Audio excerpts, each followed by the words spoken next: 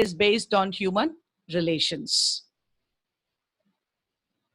Let's go with the next one, which says, why is the scope of human resource management so very important?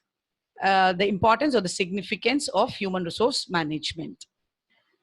The first thing is, we have a very interesting part, which we call it as HRP, which is human resource planning.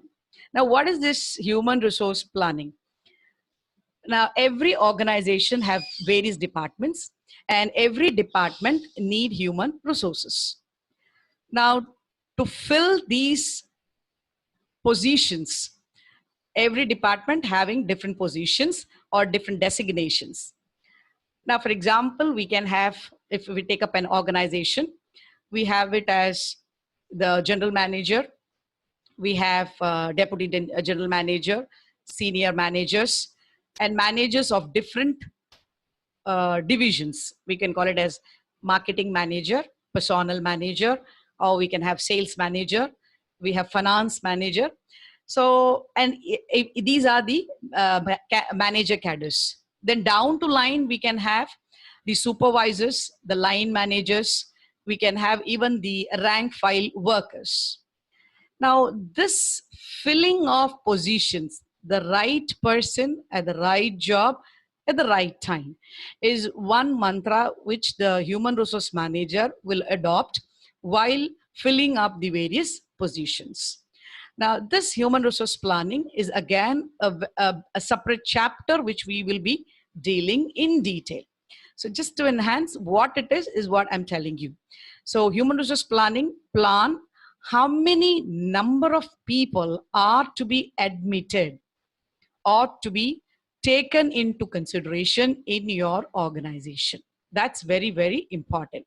You should not have shortage of human resource, and you should not have surplus of human resource.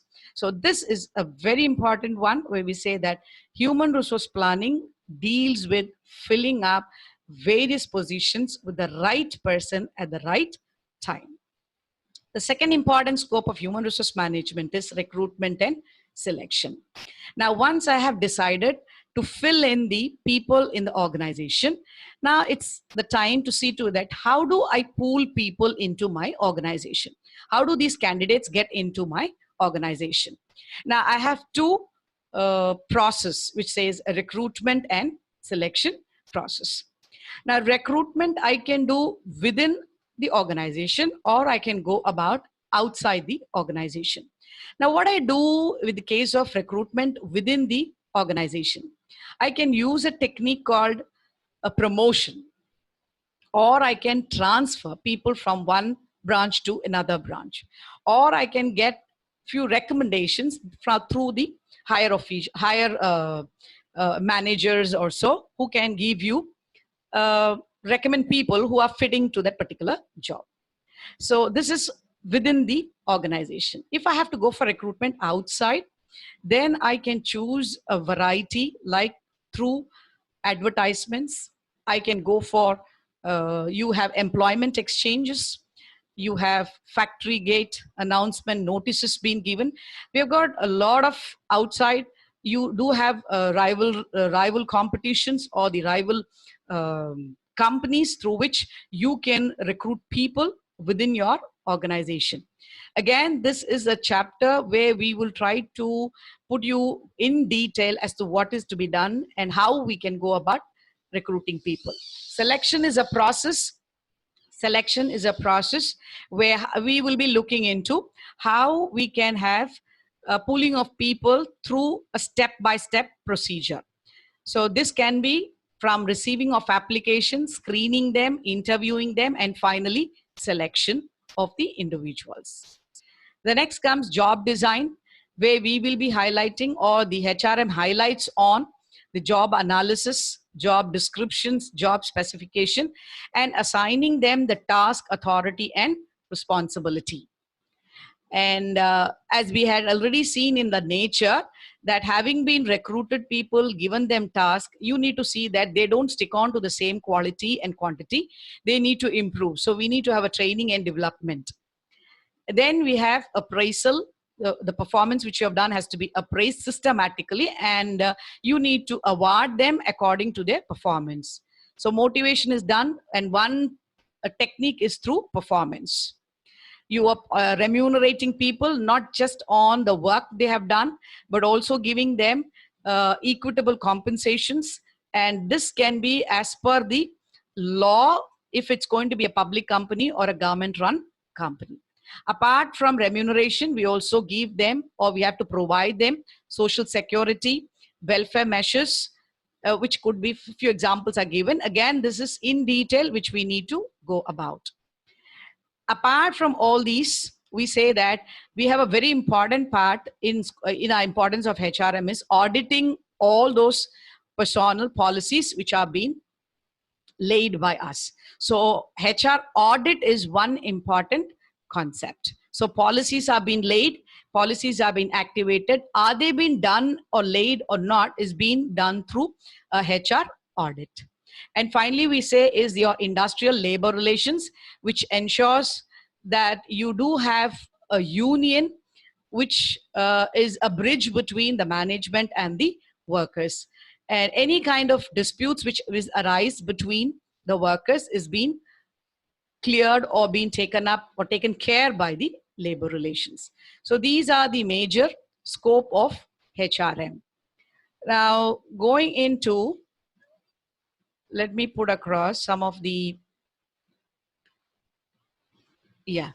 Now, if you look into, this is a particular slide which I'm trying to tell you is when we been asked questions, right? So this could be one of them, which could be asked like detailed evaluation of human resource management. What are the significance? As we were discussing now, we will say how human resource management is being evolved and how, what are the importance, what are the scope of human resource management, right? There could be a question, what is HRP? Explain the recent trends. This we will be doing in detail as to what this trends are in as per the Indian context. Similarly, you can have, as I was telling, job analysis, job description, job specification. This is a kind of a question which could be asked to you. So these are few which we can put it as the questions which can be highlighted or could be asked. See this one, what is the training and why it's important? Again, training, we'll be going in detail. What are the different types of training available in the next classes to come in? Okay.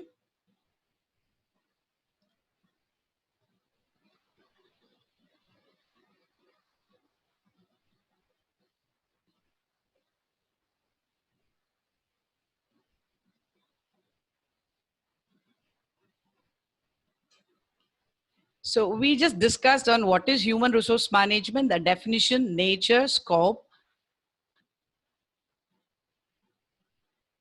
Now, this is an interesting part where we say the qualities of a human resource manager.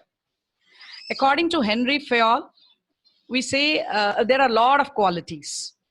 Now, according to him, he has specified that these are the basic qualities available for human resource manager, right? So before I end up, now I want you to go through or browse for the next class, come out with some of the qualities of human resource management which we can discuss. And this time it was only an introduction from my part. Now next class you will have an interactive session where we'll discuss on the qualities of human resource management and a case study which can be done on this human resource management. Okay, thank you.